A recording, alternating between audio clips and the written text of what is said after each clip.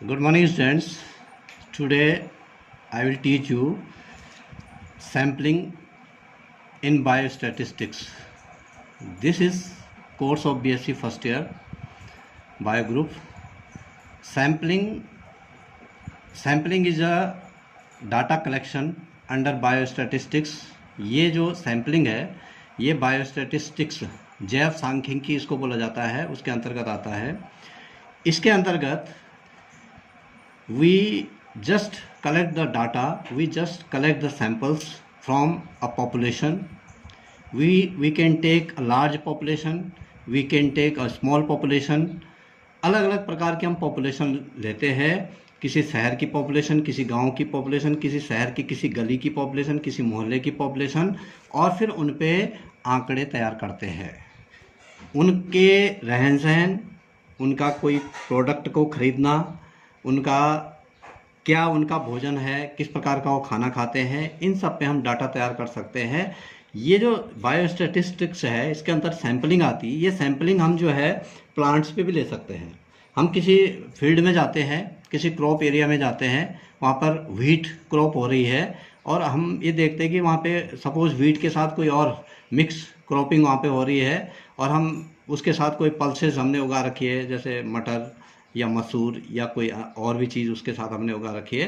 तो हम क्या करेंगे, सैम्पलिंग करेंगे वहाँ पे कि कितना पोर्शन व्हीट का है, कितना पोर्शन पाइसम सटाइवम का है, या जो लेंटिल्स होते हैं जिसको हम मसूर कहते हैं उसका है। तो ये सब डाटा तैयार किया जाता है। या हम एनिमल्स के केस में भी ले सकते हैं, किसी जंगल की पॉपुलेशन हम ले सकते हैं, वहाँ पर लायन कितने हैं, टाइगर कितने हैं, एलिफेंट कितने हैं, ये सब चीज़ें जो है वहाँ पे हम ले सकते हैं। Main characteristic feature of the sampling, we draw samples from population, we draw samples from a population. और इसके लिए हम क्या करते हैं, size of the sample always equal, हम हर जगह जो सैंपल का साइज है वो इक्वल रखते हैं। To gathering this all information is time consuming, हम जो भी ये सब करते हैं, कार्य करते हैं, ये एक टाइम कंज्यूमिंग है, कॉस्टली है, क्योंकि हमें इसके लिए अलग से टाइम देना होता है। The various methods of the sampling may be grouped under 2 categories.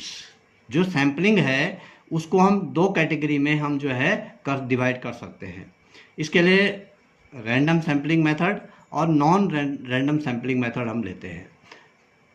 Random sampling method सबसे पहले हम देखते हैं। रैंडम सैम्पलिंग मेथड का मतलब होता है कि हमने रैंडमाइजेशन करना है। एक सैंपल यहाँ से उठा दिया, कोई पॉपुलेशन है, उस पॉपुलेशन के किसी एक हिस्से से एक सैंपल ले लिया, फिर दूसरे हिस्से से एक सैंपल ले लिया, फिर तीसरे हिस्से से एक सैंपल ले लिया। इस प्रकार से रैंडमाइजेशन करते हैं, जगह छोड़ के हम जो है सैंपल लेते हैं। तो इसमें क्या होता है, प्रत्येक इकाई के सेलेक्ट होने के पूरे चांस होते हैं, पूरा क्षेत्र इसमें कवर हो जाता है। इसको रैंडम सैम्पलिंग बोला जाता है। जो रैंडम सैम्पलिंग होता है इसको फिर फर्दर 2 पार्ट्स में डिवाइड किया जाता है। फर्स्ट है इसका सिंपल रैंडम सैम्पलिंग।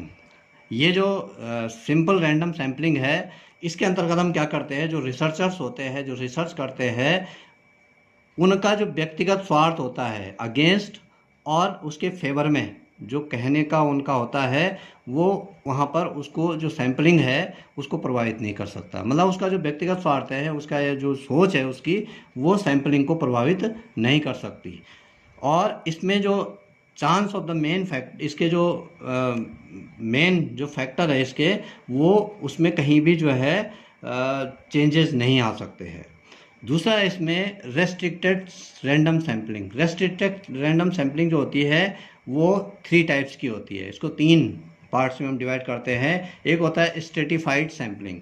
स्ट्रेटिफाइड का मतलब होता है कि हम जो कोई जहाँ पे हम पॉपुलेशन है उसको कैटेगराइज कर देते हैं। कैटेगराइज कर देते हैं मीन्स स्ट्रेटा में कन्वर्ट कर देते हैं, उसको सोशल क्लासेस में उसको कन्वर्ट कर देते हैं। और फिर जो है जब सोशल क्लासेस में उसको हम डिवाइड कर देते हैं तो specific number of units selected from each class, हमने सपोज़ कोई सिटी है, उदाहरण है हमारे पास कोई सिटी है, चेन्नई शहर है, उस चेन्नई शहर में जो है लोगों को जो सोसाइटी है वहाँ की, उसको 3 ग्रुप में हमने कन्वर्ट कर दिया। एक है हायर इनकम ग्रुप जिनकी इनकम बहुत ज़्यादा है, एक मिडिल इनकम ग्रुप है जिनकी इनकम बीच की है, और तीसरा है लोअर इनकम ग्रुप जिनकी इनकम नीचे है। सबसे लोअर इनकम के जो है लोग आते हैं इसके अंतर्गत। तो हमने तीनों क्लास को लिया और तब प्रत्येक क्लास से अलग अलग सैम्पलिंग करी।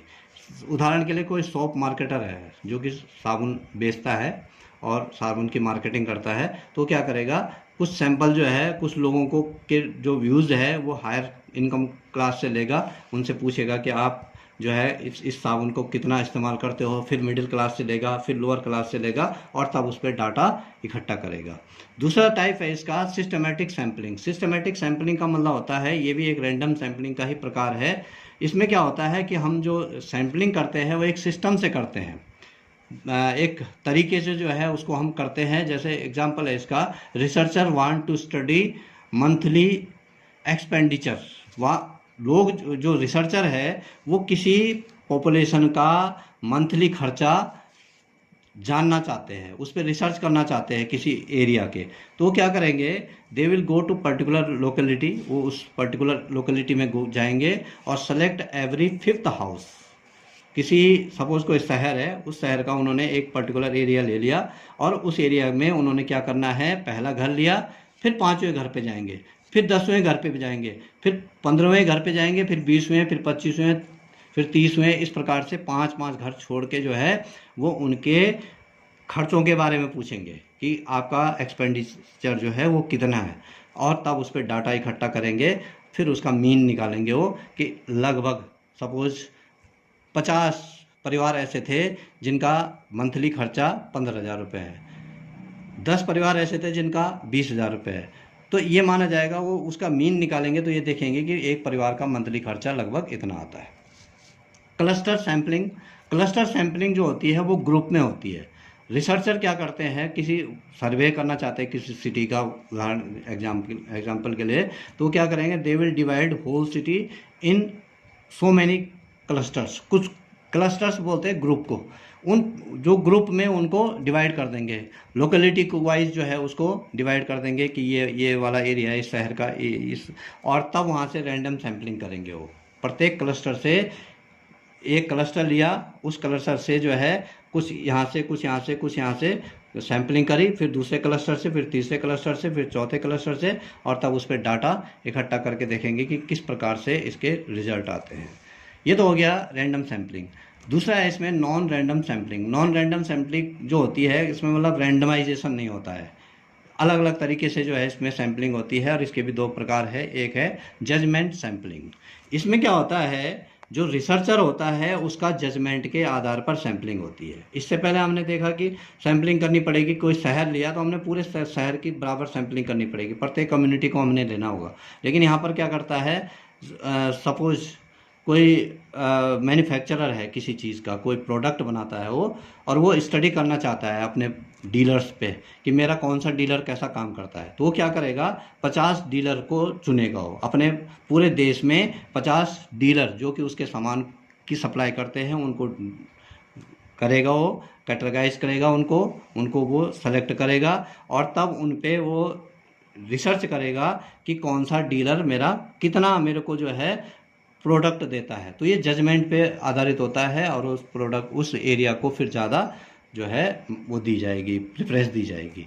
दूसरा है इसमें कोटा सैम्पलिंग। कोटा सैम्पलिंग मतलब हर चीज़ का एक कोटा सिस्टम है इसमें हो जाएगा। उदाहरण के लिए टेलीविज़न एडवर्टाइजमेंट करना है, उसके लिए 100 सैंपल्स लेने हैं। इसमें क्या करेंगे, जो देखेंगे कि प्रत्येक घर में जाकर देखेंगे, तो इसमें कोटा फिक्स कर देंगे कि हमने जो है 100 सैंपल लेने हैं, 100 परिवार चुनने हैं, हमने 100 लोगों को हमने चुनना है और उनसे व्यूज़ जानने हैं। तो हम क्या करेंगे, उसमें 30 तो लेंगे हाउसवाइफ्स कि 30 हमने जो हाउसवाइफ्स हैं उनसे पूछा, 20 हमने वर्किंग वोमेन से पूछा, और 30 हमने कोई पुरुष ले लिए, और 20 हमने जो है कॉलेज स्टूडेंट ले लिए, उनसे जो है डाटा कलेक्ट कर लिया। तो इसको बोला जाता है कोटा सैम्पलिंग। Thank you.